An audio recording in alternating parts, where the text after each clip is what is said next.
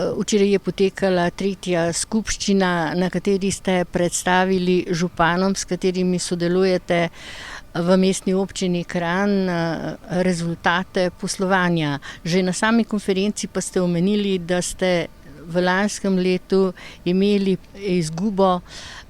Kje ste dobili tako izgubo? Ja, izguba lanskega leta je bila skoraj €500,000, kljub načrtovanih 360 000 dobička. Izgubo sta ustvarila sektorja odpadne vode, torej ravnanje z odpadnimi vodami, in pa sektor vodovoda. Kar se vodovoda tiče, smo tudi že na prejšnji novinarski konferenci, predvsem pa vsem občanom, precej obširno razložili, saj smo junija obiskovali vse občinske svete v vseh 7 občinah in pojasnili, da je bil glavni razlog za izgubo in posledično tudi dvig cen v letošnjem letu ta velika investicijska naravnanost občin, ki mora komunala enostavno z svojimi obnovami hišnih priključkov, ki so pa nažalost čisti strošek, slediti. Tako da tam smo nekako zadevo razčistili in tudi to izgubo v bistvu z poračunom za preteklo obdobje v letošnjem letu, v drugi polovici letošnjega leta in prvi polovici naslednjega leta pokrivamo oziroma dobivamo ta sredstva nazaj, zato da bomo lahko potem seveda spet naprej vlagali, kajti investicijski cikel po občinah se še ni zaključil. Še kar veliko sredstev se vlaga v te obnove in pa v novogradnje.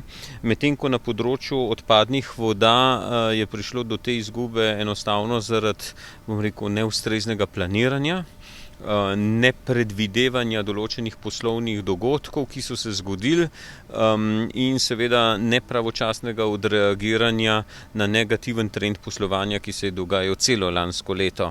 Tako da na koncu je tudi samo ta sektor imel za posledico €200,000 izgube, ki se vleče tudi v letošnje leto, vendar letos smo uspeli potegniti nekaj potez, te poteze, ki nas bojo rešile iz teh rdečih številk, in tisto, kar se mi zdi tudi ključna stvar vsega tega, je, da ne bi te izgube prevalili na občane, za kar si upam trditi, da se v letošnjem letu zagotovo ne bo zgodilo. In kje ste imeli dobiček?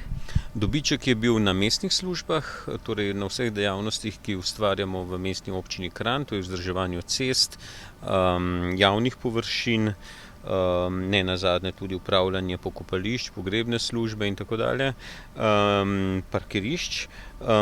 Prav tako je bil dobiček ustvarjen na področju ravnanja z odpadki, vendar nažalost samo v lanskem letu, medtem ko je v letošnjem letu situacija na področju ravnanja z odpadki precej drugačna, kajti pogoji, ki jih določajo predpisi, predvsem pa vse tista podjetja, ki jih je država določila, da imajo pravico oziroma koncesijo, da te odpadke prevzemajo, ti pogoji so se precej, spremenili v škodo komunalnih podjetij oziroma posledično občanov.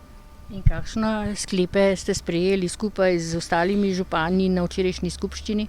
Ja, župani so se seznanili s tem rezultatom, kljub vsemu, da smo seveda teh skoraj €500,000 morali pokriti iz bilančnega dobička preteklih obdobij, ga je še ostalo €175,000 za nova vlaganja v osnovna sredstva, s katerimi mi upravljamo, to so predvsem vozila in druga oprema, zato da lahko življenje teče dalje in da ta razvoj se ne ustavi kar tako.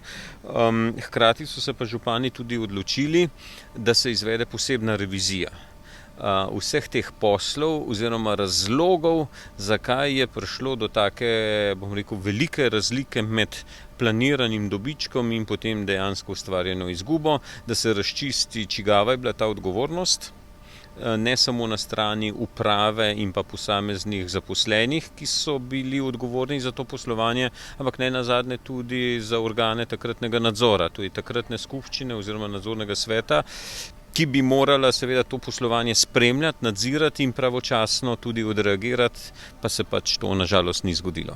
In kakšna je vaša nadaljnja vizija tega področja, Zarica? Ja, tukaj predvsem v prvi vrsti želimo preseliti našo upravo z ulice Mirka Vadnova sem na to območje. V prvi vrsti zato, ker blizu oči si tudi blizu srca. In bi želel, da cel kolektiv skupaj zadiha, torej vse te, bom rekel, dejavnosti, ki so tukaj razpršene, tudi s tem našim upravnim delom. Hkrati bi radi uredili tudi ustrezne prostore, v smislu dobrega gospodarja, da poskrbimo za vso svojo opremo, ki je danes prepuščena tukaj na milost in nemilost vremenskim razmeram, skratka nadstrešnice in podobno. To so zdaj prvi ukrepi. Eden izmed investicij, ena, ki bo pa seveda pomembno vplivala tudi na obvladovanje stroškov ravnanja z odpadnim blatom, je pa tudi povišana stopnja sušenja blata, ki se izvaja na čistilni napravi, kajti te stroški so zdaj res poskočili v nebo. Iz še nedavnih 50 evrov na tono danes plačujemo preko 200 evrov na tono, kar na letni ravni znaša dodatnih $500 000 evrov stroškov. In ta trend lahko ustavimo samo na način, da tukaj zagotovimo eno dodatno dehidracijo blata.